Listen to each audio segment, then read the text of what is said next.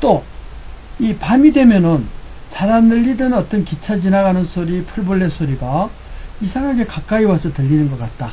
그것은 바로 이 소리가 수증기막이 공중에 형성이 되어 있기 때문에 위로 못 올라가고 바로 옆으로 이렇게 퍼져나가는 그런 현상이라고 할 수 있는데, 그런 것들이 수증기막이 형성이 되어 있다 그러면 결국은 이 지표면에서부터 위로 올라갔을 때 막이 형성이 되어 있다 그러면 매질이 금방 이렇게 공기에서 수증기로 변하는 게 아니고 점차점차 이렇게 바뀌게 되는데요. 이렇게 여러 단계의 매질로서 이렇게 이루어지게 되면은 그 굴절이 다양한 경로로 해가지고 이렇게 굴절률이 아주 높아지는 그런 형태를 볼 수가 있어요. 자, 그렇게 이루어지면은 낮에는 멀리서 들리는 그런 소리가 멀리까지 전파된다는 걸 알 수가 있고, 또 틀렸구나. 다시 그 부분 수정해 주세요. 낮에는 고층에 있는 사람일수록 훨씬 더 이렇게 소음에 시달릴 수가 있고요. 밤이 되면 이 가까이에서 풀벌레 소리가 더 잘 들릴 수 있고, 또 멀리서 들리는 어떤 기차 지나가는 소리도 가까이서 듣는 것처럼 이런 것들이 다 소리의 어떤 굴절에 의한 영향이라고 할 수 있습니다. 이런 굴절이 일어나려면 매체가, 즉 매질 자체가 전달되는 매질과 반사되는 매질, 굴절되는 매질이 뭔가 존재해야 되겠죠. 자, 그래서 우리가 두 가지 예를 지금 보여주고 있어요. 하나는 여름 낮에는 이 저기압에서 고기압으로 이렇게 올라가려고 그래요. 그러다 보니까 위로 고기압이 형성이 돼 가지고 이렇게 여름 낮에는 소리가 대부분 한 반 이상의 에너지가 하늘로 올라가려고 하는 경향이 있어요. 그래서 우리가 고층에서 실험을 해보면은 그 고층에서 아래층의 소리는 잘 들려요. 밑에서 올라오는 소리는 잘 들리는데 위층에서 무슨 말을 하더라도 이 아래층에서 소리를 들어보면은 잘 들을 수가 없다는 거죠. 이게 바로 이제 그 여름 낮의 이런 특징이라고 할 수가 있어요. 그 다음에 겨울 밤이 되면은 공기가 위로 올라갈수록 따뜻하고 입지 표면이 차게 되는 거죠. 그래서 오히려 위층이 이런 막을 형성을 해가지고 소리를 오히려 되돌려 주는 어떤 굴절과 반사를 일으켜가지고 결국은 이 지표면으로 이렇게 통하게 해줘요. 그래서 멀리 있는 소리가 여기에서 반사를 일으켜가지고 옆으로 잘 전달되는 그런 효과라고 할 수 있습니다.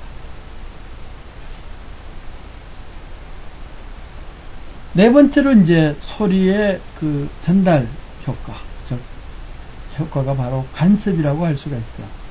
이런 간섭을 우리는 이 소리가 파동으로 이루어져 있으니까 소리가 하나만 있는 것은 아니잖아요.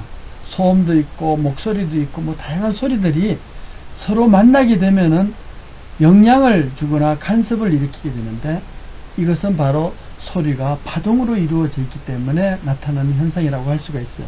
그래서 이것을 우리는 사운드 인터피어런스라고 이야기를 하는데, 두 개의 소리가 두 개 이상이죠. 이런 소리가 서로 중첩이 돼 가지고 커지기도 하고 또 줄어들기도 하고 서로 파동끼리 간섭을 일으키는 효과라고 할 수가 있어요. 만약에 이렇게 간섭이 일어날 때 파동끼리 같은 주파수다 그러면은 결국은 같은 위상이고 같은 주파수다 그러면 점점 커지게 되겠죠. 근데 이 같은 주파수라도 위상이 뒤집혀져 있어요. 즉 파동의 각도가 180도만큼 뒤집어져 있다. 그러면 두 개 합쳐지면 어떻게 되나요? 소리가 그만큼 줄어들겠죠. 이런 그 간섭 현상이 해가지고 소리가 커지기도 하고 줄어들기도 해요. 그래서 이런 효과를 잘 보려 그러면 요 컵에다가 mp3 플레이어나 스마트폰의 스피커를 거기다 딱 잡아 넣는 거예요. 잡아 넣게 되면은 그 내부에서 반사라든가 이런 간섭들이 막 어울리다가 즉 두드러진 소리 위주로 소리가 커져 가지고 2배 이상의 효과를 내주는, 그래서 데시벨이 한 5에서 6데시벨 정도로 커져요. 그래서 훨씬 더 소리가 잘 들리게 되는 거죠. 여러 사람이 함께 들을 수 있는 소리라고 할 수가 있어요.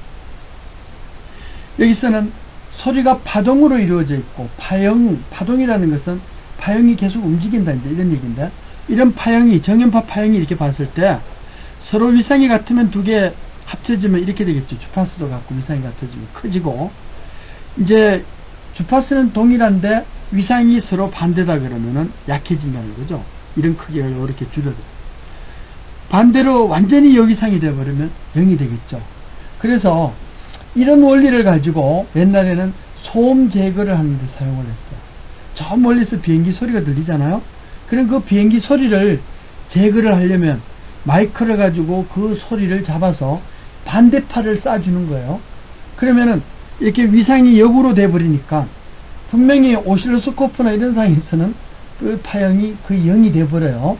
그래서 소리가 줄어드는데, 실제 이렇게 딱 설치를 해놨더니만 저 마이크를 잡아서 정포간 스피커의 소리도 비행기 소리가 들리고 저 멀리서 오는 소리도 같이 들려버리더라. 즉 위상이 정확하게 맞지 않는다는 거죠. 듣는 사람 위치별로 이렇게 들을 수도 있고 이렇게 들을 수도 있고 또 이렇게 들을 수도 있어요.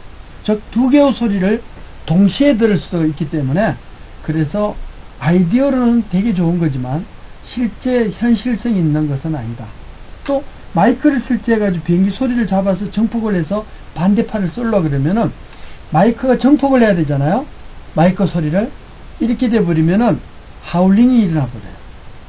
그러니까 이 하울링이 일어나 버리면 결국은 오히려 훨씬 더 소음이 더 커지게 돼버리죠. 그래서 우리가 이게 생활하면서 소리에 관한 것도 그러는데, 이 아이디어가 좋아가지고 뭔가 구현을 해보면은 오히려 더 시끄러운 소리가 나오는 이런 그 경우도 많이 빈번히 발생할 수 있다. 그게 바로 이제 소리의 간섭 현상을 너무 간단하게 본 거죠. 듣는 사람이 위치별로는 위상이 다 달라져 버려요. 오면서 진행이 한 바퀴 돌았는데 다른 것은 두 바퀴 반이 돌았다. 그러면 서로 다른 위치에서 듣게 되면 간섭이 서로 다르게 느껴진다는 것이죠.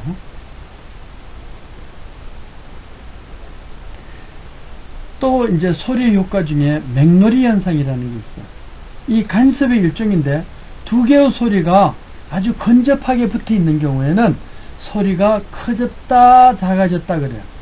두 개의 소리라는 것은 뭐냐면, 하나는 주파수가 100Hz고 하나는 110Hz다 그러면 두 비슷한 파동이 이렇게 합성이 돼 버리면, 간섭을 일으키면 그 10Hz의 차이만큼 소리가 이렇게 커졌다 작아졌다 하면서 진폭을 유발하게 되는데, 이런 현상을 우리는 맥놀이 현상이라고 그러고, 즉 비트 프리퀀시라고 이야기를 해요.